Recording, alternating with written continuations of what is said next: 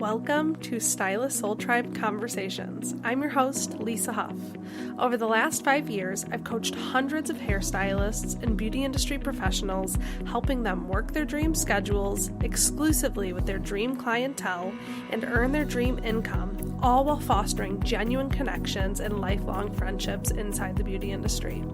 In this podcast, we dive deep into abundance, manifestation, business building strategies, and creating a life that you are truly proud of, both behind the chair and at home.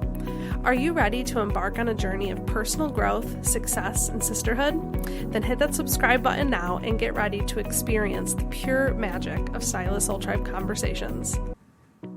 Hello, friends. Welcome back to Stylist Soul Tribe Conversations. I am here with my good friend, Anna. Anna is an OG Soul Tribe member. She has been in my world for over 5 years now, Anna. We have known each other for a long time. We have watched a lot of life pass. It really is with each other. Anna had a big magic idea years ago. You guys are going to hear all about that in this episode. But right now, her story and her role is she is bridging the gap between hairstylists and cosmetic industry insiders. I'm so excited for her to kind of share her story, how her big magic idea dropped in, how that's evolved over the years, and what it is she's up to right now.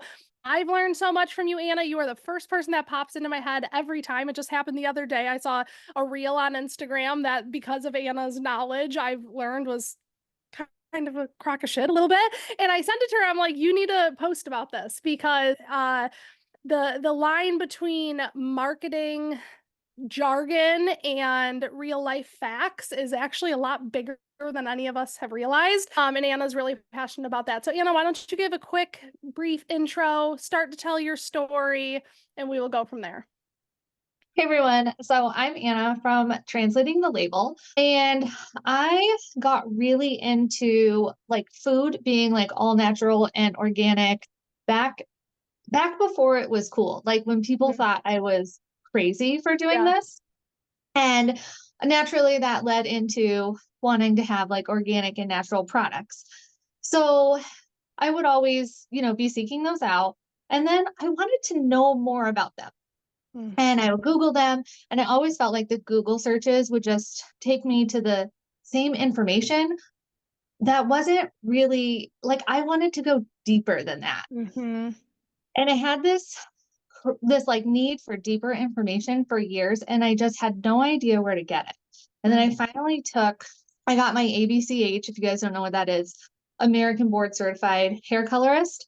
And then that led me to find more like, oh my gosh, non-branded education. Yeah.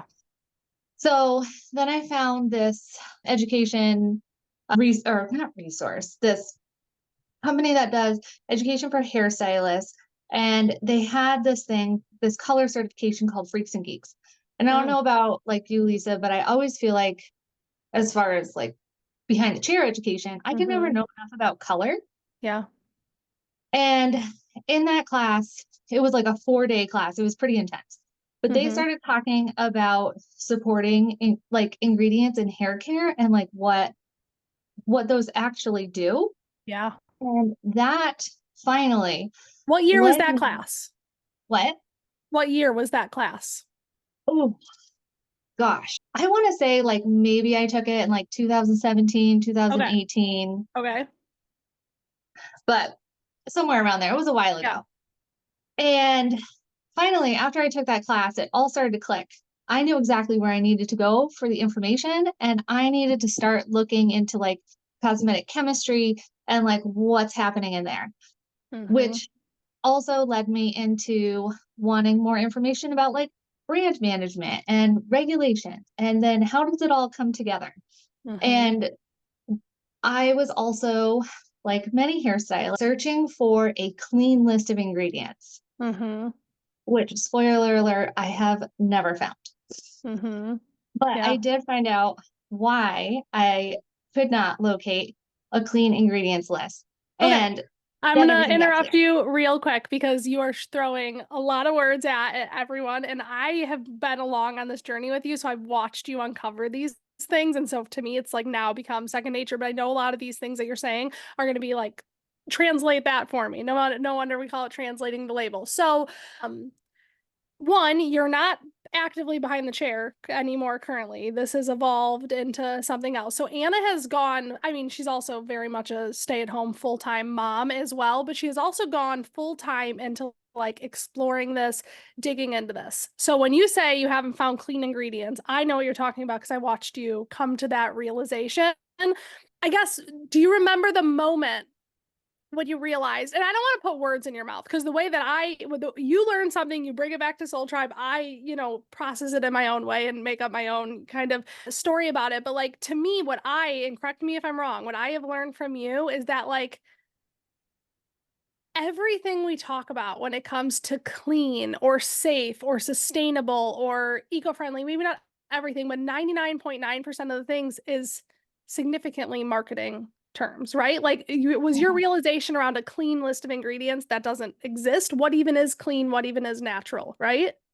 Right, exactly. So I remember putting all of these pieces to the puzzle together and Uh-huh. realizing what was actually going on there. And like you said, it was all marketing and just feeling very betrayed Mm. just by the beauty industry as a whole. And it actually took me a little while to like get over that Like that myself. was a roadblock that you had to really work through because Yeah. for a while. So did you just kind of like lose hope or like I No. guess what was the realization of that of like, okay, all these things that I've been seeking out because food has told us, food companies have told us that, hair care products have told us that. We go to cosmetology school, they say you can only use professional products because it only has the better ingredients, or you can only eat these foods because they're the only things that are safe. And you're discovering, wait a minute, like what is your overall discovery through all that? Okay. So everything that we're told as far as like the products and like what makes them exciting and the ingredients, the majority of that is just marketing. Mm-hmm. It's there hasn't been really any significant innovation or discoveries in hair care for decades, like 40 years, Wow. maybe longer, Wow. which but these brands at the same time, without having like these significant breakthroughs and innovation, all that, these brands still Mhm. have to make their products sound exciting Totally. so that we want to like buy it and we want to pass it along to our client. Mhm. So, and if they don't do that, they're going to go out of business. Yeah, it's the name of the So, game. yeah, it's a Same thing with cycle. us. I mean, obviously, we get specializations, we, continue our education, we bring on amenities, but at the, bare level of it, we're not doing anything much different than anyone else. But it's marketing, and not that marketing's evil or wrong or anything like that. No, It's just another piece of what keeps the world going around, right? So you exactly. finally got over your feelings being hurt and you're like, okay, first I feel betrayed, but now I understand it is marketing. I'm over here trying to create a business. I have to market myself. Like everybody has to do Mhm. that. And now it seems that you have this just this perspective, this lens to see through of they're not lying. It's just simply marketing. And that is what it is, right? Marketing. Or like they're only giving you like a small piece of the information. Like, Mm, okay, just for example, we're always told that sulfates are very drying and they're going to dry out our hair and strip our hair color, right? mm-hmm, Well, yes, sulfates, when you use them like at high quantities or at 100%, they will absolutely dry and irritate your skin. Like that, no one is ever going to dispute that. That's yeah. a very clear fact. Mm-hmm, But what they're not telling you is that they're actually used in really small quantities. They're only mm-hmm, putting enough in there to effectively cleanse the hair. But then mm-hmm, they know that sulfates are harsh. So they're going to put like conditioning agents in there to help buffer that. They're also going to put other cleansing ingredients mm, that help buffer those drying effects as well. So they're not just using one cleanser like in a shampoo. Most brands use at least three, if not more. I mean, you could use one, but it's not going to give you that desired user experience. mm, And then when it comes to professional products, like they want us to repurchase and they want us to get excited and yeah. pass this along to our clients. And obviously, we're not going to sell or use products on our clients that are going to destroy the color we just did. Mm-hmm, So, user experience is king. mm, The other thing is that every single effective cleansing ingredient, because that's what sulfates are, has the ability to dry out your hair and strip your color and all that kind of stuff. But then here's where it gets really interesting. Cleansers are not, they can contribute to color fading, but they're not the main color fading culprit. Okay, what is? It's actually water. Okay, I remember you've said that before. Okay, so let me just strip this away. I want to preface everyone, and I don't know how, you listening to this, listener, hello. You may be in Soul Tribe, you may know who Anna is, you may be hearing all this for the first time. I remember when all of us heard this for the first time. It is so hard to break through what has been pushed into our brain since day one of cosmetology school, honestly, even beyond then, watching commercials your entire life. I remember when Anna came back from this big magic idea, from these realizations into Soul Tribe, and said, like, here's what I've learned about sulfates, parabens, and silicones, right? Those would be the three. Yeah. And she was like, basically, I'm going to translate what Lisa thinks, which is very just basic, almost like caveman terms. If a brand is saying there's no sulfates, which we have been saying that for years behind the chair, because that's what product knowledge marketing tells us, like the only time we learn about the products that we're using on our clients is when the brand teaches us about them. So of course that's a biased opinion. When Anna came back and said, like, if it says there's not a sulfate, the only way they can get away with that is they're using a sulfate substitute, and that's literally all just marketing. That's all that all is. Because, right, something cannot cleanse your hair, tell me if I'm wrong, without having some form of a sulfate or a sulfate alternative, correct? Yeah, you have to have an ingredient in the shampoo for cleansing. I mean, you can use sulfates for that. There's plenty of alternative options out there, and I'll have a reason for existing. But you need to have an effective cleanser. You need to have something to buffer the effects of the effective cleanser. And then you also usually want to put in something in there for foam. Because even when you have sulfates, the users love that feeling. They still like to add, better foaming effects. Exactly. Interesting. So, or like when you see that parabens aren't in there, parabens are a preservative, if you didn't know, and preservatives are a legal requirement in cosmetics worldwide. So it's not just like a US thing. This is everywhere in the world. So brands still have to put in something, to preserve the product so that they don't go bad in less than a week. I remember when you told me that too. You said somebody saying they don't have a paraben, then they have a substitute, which is basically the same thing. And marketing has just told you parabens are bad. So let's use this other thing that isn't called that so we can say that. But Anna said if it didn't have anything like that, you'd have to store it in your refrigerator and it would literally go bad in a week. Like there's no way any product sitting on any shelf anywhere does not have a preservative in it. That's impossible. But for somehow, through the years, through capitalism, through all of this, we have deemed certain ingredients, what do you call them? Fear?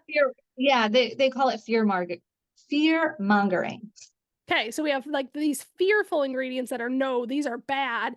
And then we also have, which this has become really cool to me now that I've learned this from Anna, is these like celebrity ingredients. That's what you call them, right? These ingredients that we're saying make these big changes, but what did you learn about those? And then give us some examples of what those are. So they can be called celebrity ingredients, story ingredients, marketing ingredients. They have a variety of different terms. And these celebrity ingredients, now these are crucial for a product. Like you have to know this, what you want to put in it from the beginning. Crucial for a product, for a brand, for a business standpoint? Yeah. Okay. So not crucial to get the job done with the hair, right? No, just a brand couldn't survive without these story ingredients. Exactly. I mean, some of them could because there's other ways to go about this. Okay. But they'll put in these story or celebrity ingredients. Sometimes they benefit the hair, but a lot of times they don't. They just add them to the product to talk about to make the product sound exciting. Either called a story ingredient or a celebrity ingredient. And I mean, there are things like olive oil. We know that is very beneficial for the hair and serves a lot of things. However, you put it in and it's going to add some benefits, but most of the benefits that you notice are actually going to come from things that are a lot more boring to talk about, or sometimes even taboo to talk about. Like what? What would be an example of taboo? Okay, so an example of taboo would be like silicones. Mm-hmm. Silicones are like, they're put in there for a lot of conditioning ingredients. They give the hair slip. They provide heat protection, humidity protection. They put them into shampoos to make them color safe. That's Okay. actually one of the main color safe ingredients for shampoo is silicone. Or sometimes the ingredients are boring to talk about, like fatty acids or fatty alcohols. Those Mm. are conditioning ingredients. But I mean, how could you really make that sound But exciting as a oatmeal marketer? sounds so much more better than fatty acid. So we say that it's oatmeal, or we say that it's this berry, or we say that it's anything like that, right? Absolutely. Okay, can I ask you Absolutely. this, which we didn't talk about this ahead of time, so you can tell me what direction you want to go with this. Do you feel comfortable calling out like specific brands just to use them as examples so people know what we're talking about, or does that make you a little uncomfortable? Okay. So I don't, part of what I do is I like Uh, to leave the brands anonymous. I don't want to okay, promote the brands. I also okay, don't want to speak like negatively of the brands. fair.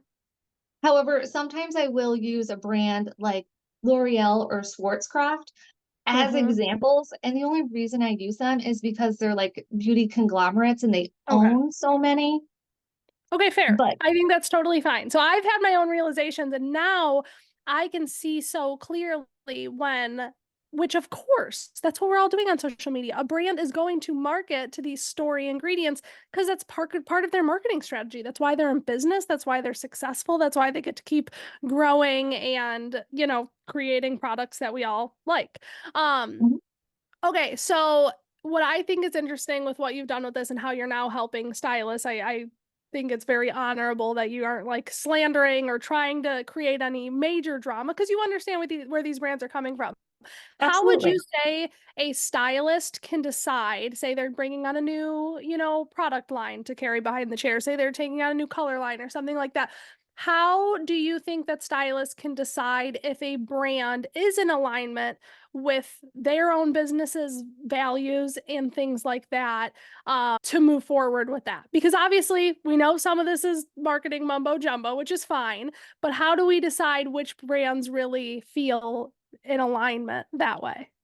Okay. So the first thing you should do is write down your values, Okay. right? How does And one think, do that? Where would you even say we begin with that? Like, is that core values as a human, or how does that turn into brand? okay, just What do you like think? what are some ideal things that you would like to see in a brand? Okay. Like, are you concerned about allergens? Are you concerned about ingredients? Are you concerned, let me think, about the environment? Are you concerned about a brand supporting stylists? Like, Are you write concerned down, about transparency? Are you concerned yeah, about inclusivity? Are like what is important to you? It's gonna be different for everybody. the list can go on and on. Hmm. So, first thing I want you to do is write all of those down and figure out what your core ones are. And Hmm. then from there, go into a brand that you're either using or maybe interested in using. Go onto their website and read through their About Me page and Hmm. see how much information they, first of all, see if they touch upon your values. And Hmm. then if they do, see how much information they provide about that. Mm. And you can also look to see like what kind of, if you really want to get into it, what kind of terminology is it? Like, are they are they being very vague or are they being Hmm. very, Hmm. Okay. and then that should help you decipher, is this a brand I want to work with or not? Do we have the same values? Okay. 'Cause when you have the same values as the products you're using, you're going to get very excited about those products. And then that's going to shine through to your clients and get them excited Hmm. about it too. And then fair to also say, obviously, which we all are already doing this, but try the product, see how you like it, because that's Yeah. what I have found so interesting. And I think this is why you come back to values, because again, Anna went digging for more information. And as anticlimactic as this is, you really found none of them are really that different from each other, right? No, they're not that different. Which is Another so thing crazy. that was really interesting is there's no clean ingredients list out there, but one of the reasons there's no clean ingredient list out there is because you can say something bad about every single ingredient that is Mm-hmm. used, including water. Did you know water can kill you in multiple ways? Yeah, that's funny. Obviously drowning, but you can also ingest too Uh-huh. much of it and get Uh-huh. poisoned. Uh-huh. So there's no such thing as like these ingredients are good, these ingredients are bad. That doesn't exist. You dug deeper and you cannot find that anywhere. Correct. And what I also found interesting, and I hate to even say this because I know this is going to rub hairstylists the wrong way. We've already been through our like grieving process. Would you also agree? I know we've had this conversation that like you discovered from an ingredient level and maybe what's the word I'm looking for? Results level. I don't know. Are drugstore products not that different when you break it down as professional Oh, products? yeah. So people always ask me this, and I hate the answer to it, but it doesn't change what the answer is. Oh, I still can't wrap my head around it. And Okay, so yeah, go ahead. when a brand is like creating their products, everybody can shop from the same suppliers. Like there isn't like you go to these suppliers for professional hair care lines and you go to these. No, no, no. It's all the same ingredients. I mean, Mm-hmm. there's lots of them out there. So Totally, don't get me wrong on that. for sure. Everybody has access to the same stuff, to the same suppliers. And what it really comes down to is it's actually not the ingredients that really make the difference. It's the formulation and the people Mm. formulate. So it's kind of like I always tell people it's like a good chef versus a bad chef. Like Okay, I love you, that analogy.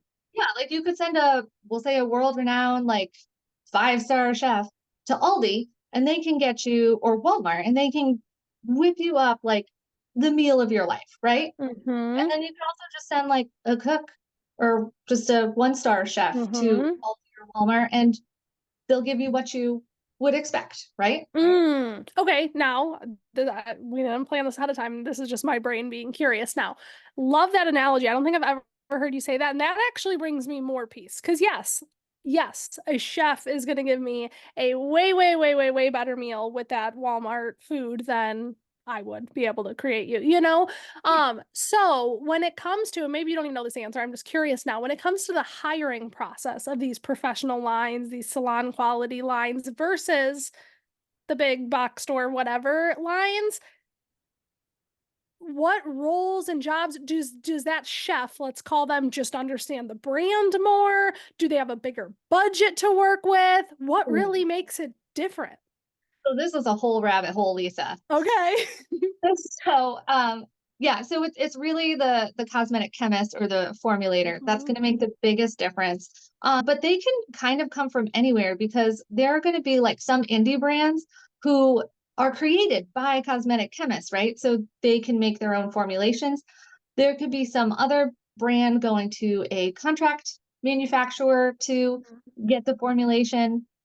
And then you're going to have like, we'll say your L'Oreal's or like your Schwarzkopf or your Henkel's Mm-hmm. or your Procter and Gamble, whatever. They're going to have very extensive like R&D departments. They Mm-hmm. have like the money to invest in Mm-hmm. everything, right? Mm-hmm. Which also puts them under much higher scrutiny Mm. because if they make one misstep, That's very everybody's after interesting. them. That's very interesting. My brain still can't really wrap my head around that. That like those brands that we all know, we're not going to name names, but like that they actually probably have a better, more robust research and development team than maybe even what we're carrying on our shelves. Because that's bizarre to me. Because I'm sorry, I don't know if it's placebo, Anna, or what it is, but I can tell you, I know drugstore products make my hair feel like garbage. But I guess maybe I'll think of that as the chef analogy. It's It's not the definitely the chef ingredients analogy. themselves that do it. It's not the ingredients, it's the chef or the Oh, cosmetic chemist. yep. So fascinating. Okay, we kind of touched on this a little bit. Let's talk a little bit more on fear-based marketing versus science. So, I mean, I guess we touched on a little bit. Do you have more to unpack there? I know we talked about celebrity ingredients, we talked about the fear, the bad, but here's what science actually tells us. What else, what other thoughts do you have around that? Yeah, so you can say something bad about every ingredient out there if you want to, which is why nobody will put together a clean ingredients list because competitors, it would just be very easy for them to tear that apart. They Yeah, could that's just not go to true. the Okay. toxicology report for everything and just look for, there's bad and good stuff in every toxicology report. And you can just cherry pick out the bad and showcase that. Wow. So, Okay.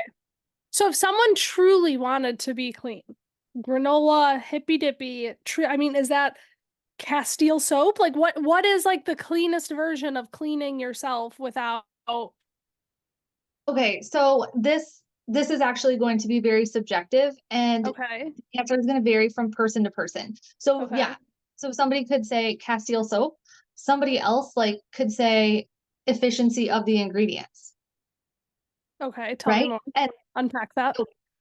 so ingredients that do what they're supposed to do efficiently and in small quantities, and don't require, let's say, formulas that don't require a ton of um Ingredients. ingredients, you could argue that those are going to be the cleanest because they're going to take the least amount of resources, Mm-hmm. But right? what you're thinking is how effective is that? Do all of these other ingredients aid in the effectiveness of those few ingredients? So you can make, like, I'm just going to say shampoo for as my main example because it's just Mm-hmm. easy. Yeah. But you could make a shampoo with like less than 10 ingredients. Mm-hmm. And you could make a really good shampoo with that. But Okay. you can also make a really good shampoo with like 70 ingredients, like Same it way kind you of can make a good meal with 10 or with 70 ingredients. exactly. That's a good analogy. I can't believe I've never heard you say that before right now. I feel like maybe I should say it more. You should. That really landed well with me. So yeah, I think you should. Okay. I just had a thought and then I just lost it for a second. Let me find it again. I know that I had it.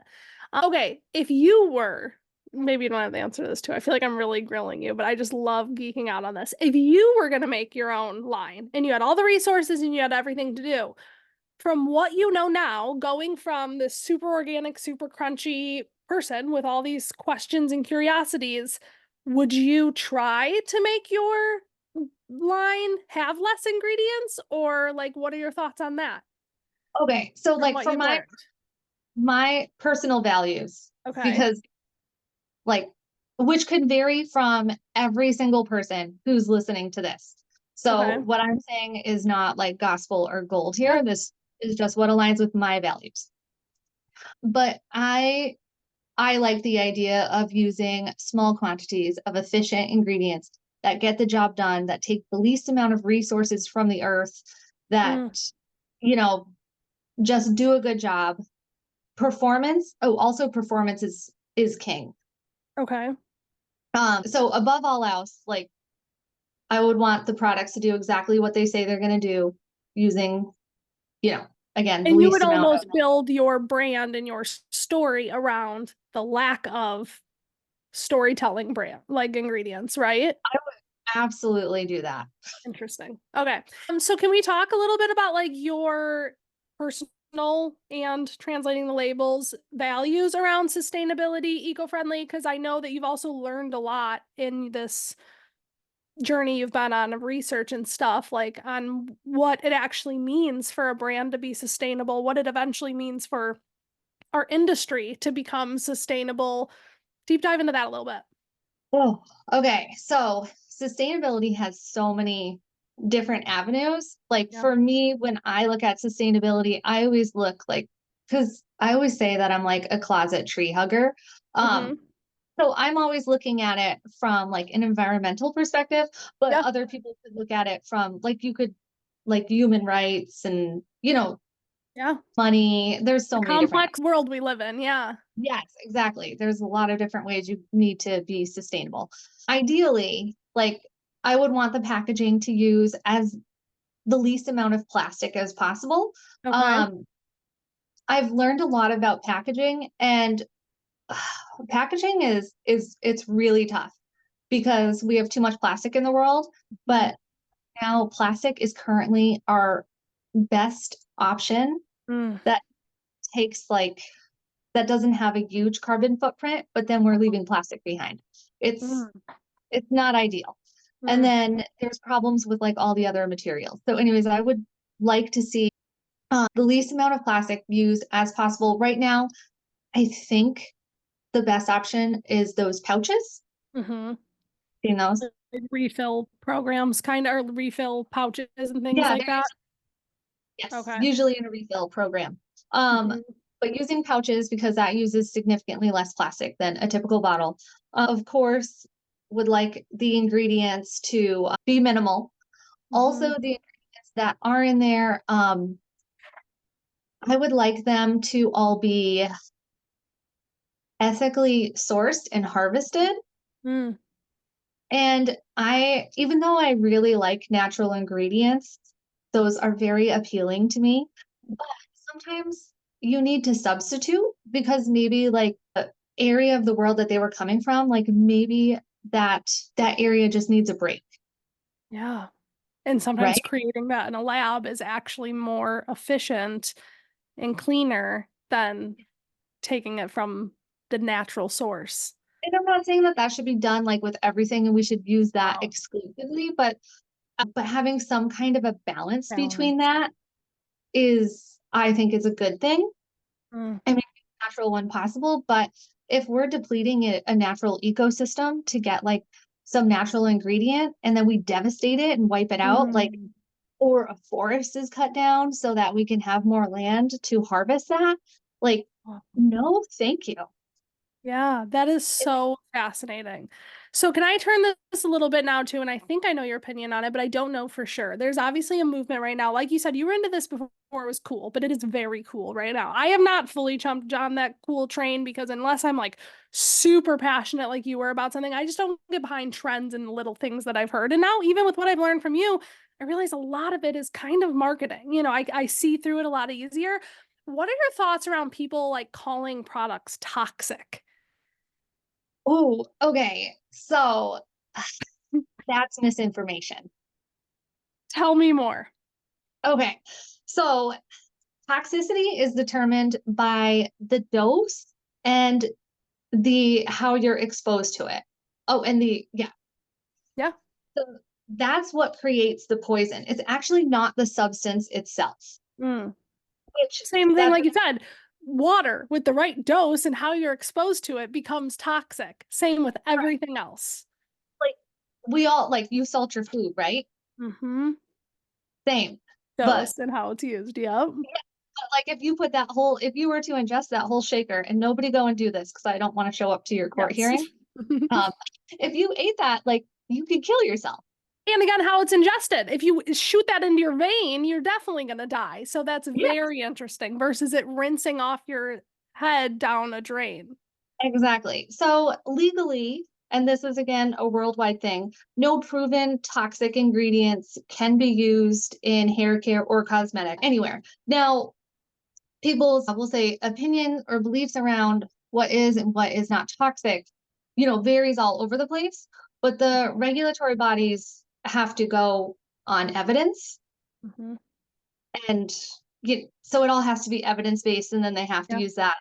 Um, so saying that something is toxic, it once you know a little bit more about toxicity and how cosmetics come together and have a basic understanding of regulations, it no it And I don't know. I know that's going to ruffle some people the long way or the wrong way yeah, because you've got so committed to this, the same way Anna had to go through that grieving process. I yeah. know there are people who have gotten so committed to this like clean lifestyle. And honestly, like you said, there is a plethora of reasons to fall to devote yourself to something like that. And if that still is in alignment for you, beautiful. But it personally brought me a ton of peace when you shared that information with me. I'm just going to use an example and I won't use a brand again, just keep it, your wishes with that. But I remember this was a couple years ago. There was a thing circulating around on Facebook about like a plug-in like scent thing and how it's like super super toxic and it kind of freaked me out. I had those in my house and I know I've heard people and I don't know if your feelings have changed on this at all because it's been a long time since we talked, but you said things really aren't allowed to be on the market that are toxic, Lisa, like that. So those can take an interesting turn though, because Okay. if you have like one in a room, that's how it's like intended to be used. Uh-huh. But let's say you put them in every single outlet. in your Uh-huh. house, Uh-huh. then you could be like overexposing yourself. And Okay. that situation could be not be good for you or your health. Okay. Okay. So Interesting. you can always like take something, we'll say Too far. too far. Yeah. Mm-hmm. Mm-hmm. But again, in your digging and what you've uncovered is it fair to say currently in the hair and beauty industry, you cannot think of anything specific that is feeling toxic and that you would not use yourself? Correct. Like you went looking for that. You were open to finding that and fully getting on board with it, and you couldn't find Oh, it. I was on a hunt. That's so And then fascinating. my hunt just got completely turned upside down. I love talking about this with you, and I really love, and I just want people to hear this. You could find that if you are consuming brand content, because they are going to tell you how their competitors are Yes, dangerous or this. But once Anna removed the bias from it, removed the brand from it, and went to a chemistry level, it's a whole different story there, it is. right? Okay. And I also want to just point out Hmm. that, you know, you go into like, just like I did, you go into like looking for clean ingredients, you go into like avoiding toxic ingredients with the best of intentions. Hmm. Like, if this is your concern, you have good intentions, you have good Hmm. morals, you want the best for yourself, your family, your clients, and Clients. everybody else around you. So I just really want to highlight that because everybody who's like in this is in it from love. Totally. And I think if this is landing with you, if this isn't landing with you, literally turn it off and keep doing what you're doing. There's nothing wrong with that. But if this is landing with you, what I find is very interesting is Anna didn't just ditch that desire to find what really feels right to her. She just shifted it. And she was like, okay, it is environmental, it is humanitarian, it is all these other things. But when she really dove into chemistry, it wasn't ingredients. It was not ingredients. Okay. Also, too, if you're somebody who's like doing a lot of research, I just want to like encourage you to seek out like cosmetic chemistry resources and that kind of information. So I have a link. I actually have a page on my website that I call Resource Hub. I'll link it in the show notes. Yeah. And that resource hub has a bunch of different resources that you can go and check out. And don't just use that as like your stopping point. Feel Mm, free to use that as like a place to like grow and expand. Like, I see this resource. What else? Like, if you want to dig deeper and just use it as a starting point if you're really into like doing the research, because I put some of my favorites in there yeah. of places where I like to go and refer to and like where I learn a lot of stuff from. And I put that together because this information was originally so hard to find. Yeah. Like I said, You I spent was big, years. You have spent years researching yeah. this.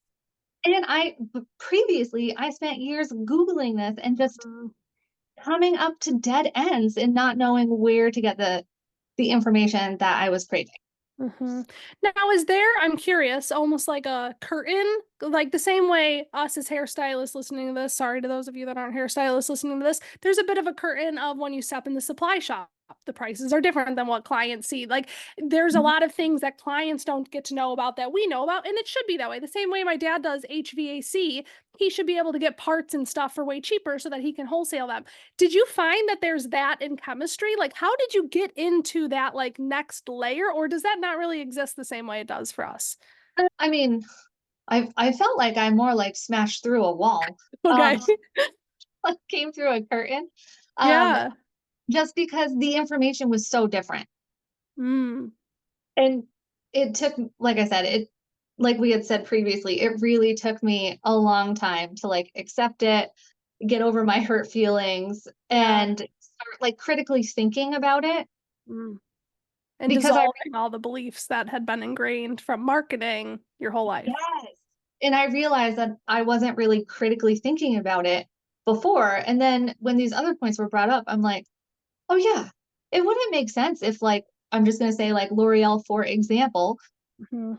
was putting in ingredients that would slowly kill their customers. Like, well, who would buy the products Why after would they these do people? that? But capitalism has made us believe that that is just how the world is run. There's always the next bad thing out to get you. And that's why I find the information that you've uncovered, it gives me peace. It makes me feel better. And then you just get to make informed decisions from there. Like you said, it all boils back down to what your values are and what's important to you. Yes, and that's my goal, is to bring people peace and to bring people peace and to align stylists with their values, but also to help you like up level your conversations behind the chair. Mm.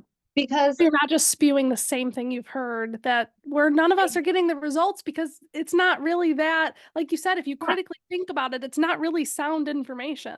exactly. Or when I was working behind the chair, I had a handful of ladies that were root touch-up clients. I like loved my root touch-up clients. Mm-hmm. And their hair color kept fading. And they were literally following all of my instructions to the T. Yeah. And then when I found out that like it wasn't the shampoos or the sulfates that was fading their color, man, we turned them around in one appointment. So how'd you turn them around? You figured out it was water. What do you do different? I just said, well, then I started digging into like, okay, well, what is your routine? Mm-hmm. Because one woman had stopped, she was washing and conditioning her hair every day. And then I'm like, okay, well, spread it out. So she Mm-hmm. started doing that. And it was still, she would come back from a level 7 and she would come in like a level 9. Hmm. And I'm like, I don't understand. If like you're using sulfate-free shampoo, now you're washing your hair like twice a week versus every day. I'm like, what is the problem? And then it turns out she was still getting into the shower every single day, getting her hair wet, putting conditioner on it, rinsing Wow. it out.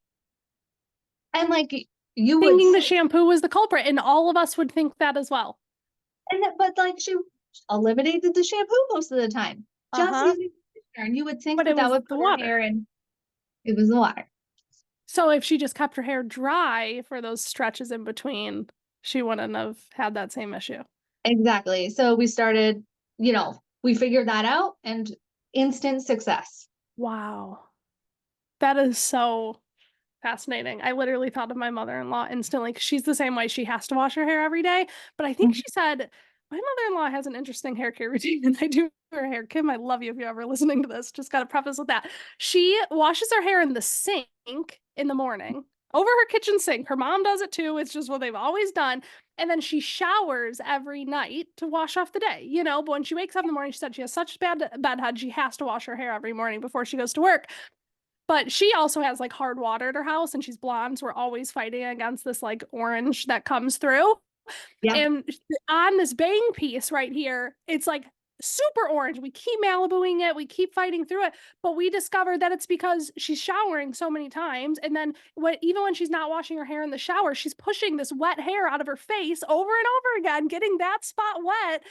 Yep. And so, yeah, it's just, I love that. Instead of just what's another thing I can sell you, which I know that's none of our intention, but we're trying to give solutions. Solve their I problems. love, Yeah. yeah. See, but you said get a little bit deeper. It's not always a product that solves the problem. Sometimes it's the routine, the behaviors, things like Yeah. that. Love it. 100%. And I'm So sure good. everybody's figured that out, like with one of their clients and something else, because we Yeah. do this all day. Yeah. Okay, Anna. So if people are listening to this, you probably blew a lot of minds. I can't wait to have the clips to share on social media. I feel like this is gonna be really good clickbait, but it's not even really bait because it's actually just conversations that people aren't having, and it makes me Yeah. really excited to share that with the industry. How are you helping hairstylists right now? If people are listening to this, what's your medium to help spread this message to people? Okay. So right now, what I have is I've started assembling a library of, I call them product line reviews, Uh-huh. where we talked about this a little bit earlier when we were talking about aligning with your values and a Yeah. brand.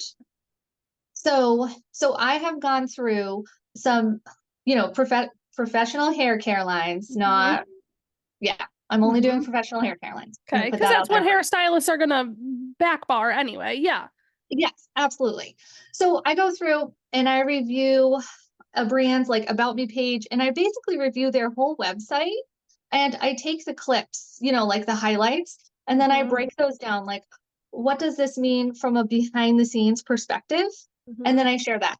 And the goal with these product line reviews is just to give you like a deeper insight into the brand's values to help Mhm. you line up with a brand, Love.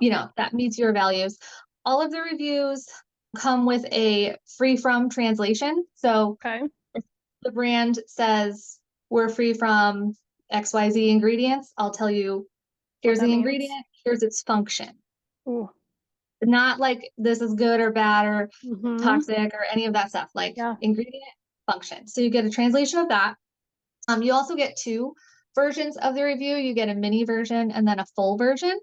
Because some people need all the information. Some people get overwhelmed by that. Exactly. And just know, like, it goes the information that's on each review is based off of the information that is on each brand's website. So some of them are quite lengthy and Mhm. some of them are short. Depends on what the brand gives. Yes, And it then are just you still breaking down the ingredient list as well, or is it just the free from list? just a free from list. Doing the Okay. whole ingredient list can get to be It's a lot of a, information. a lot. Yeah. I mean, if you want that, you please, I'm happy to do it for you. Just send me an email and I will do that But for. like we said, we've come to the realization that the ingredients don't change a whole lot about the product. Well, the story ingredients don't change a whole lot about the product, but how The the ingredients effective come seed. together is, Yes, yes. yes. And Um, you can then share, these celebrity ingredients, these story ingredients. And I, like you did on that reel, that when I was like, hey, talk about this, you were like, it does help with this. It does help with this. It's not like it's hurting anything. But the main thing here is it's a story and that we get to market with that. yes. Yeah, love that. Um, Also, so I have product line reviews. I have a bunch of them done, but if there's one I don't have done that you want, let me know and I'll do it up for you. My turnaround's about a week. Yeah, Also, if you don't want to purchase a product line review, I do have a free resource called a product line guide. love. So it just guides you on doing this yourself. Cool. Yeah. Awesome. I'm So so excited about this. And I'm sure there's going to be a ton of people. So if you are listening to this and you're like, I want to know more about the products that are sitting on my shelf right now that I'm selling to my clients, or I'm moving salons, or I'm opening up my own suite or something, and I'm trying to decide what line to bring in, that's a big investment. That's a big decision. I it think is. running it through Anna and making sure that you align with those values is probably a good place to start. Yeah, absolutely. I mean, that is the goal and intention. The other like side effect from it is you are just going to get like straight unbiased information from a source who's not trying to sell to you because That you buy isn't this being paid by review. the company. Yeah. I don't care if you purchase the product or not. Like Yep. that's your decision to make. And it's called translating the label for a reason. It's like Anna went and learned another language and now she gets to be our translator. And I think that's really cool. And I love that you're helping stylists in that way. So I will put your website, I will put all the ways to get in touch with Anna in the show notes of this. Do you have any final thoughts before we wrap up? Oh yeah. So my whole goal with all of this is really just to up level the stylist and help you to be not just a person that does somebody's hair, but I want all of you to be seen as like a true hair care expert, Yeah. which the marketing information isn't. Sometimes helps you be that. Sometimes you end up stuck and you can't find a Yes. solution. And this might Answer be, those yeah. and answering those questions that you weren't previously able to answer. Yep. Love it. Cool. Thank you so much, Anna. Thank you, everybody, for listening. Like I said, all the information will be in the show notes, and I will talk to you guys next week. Bye.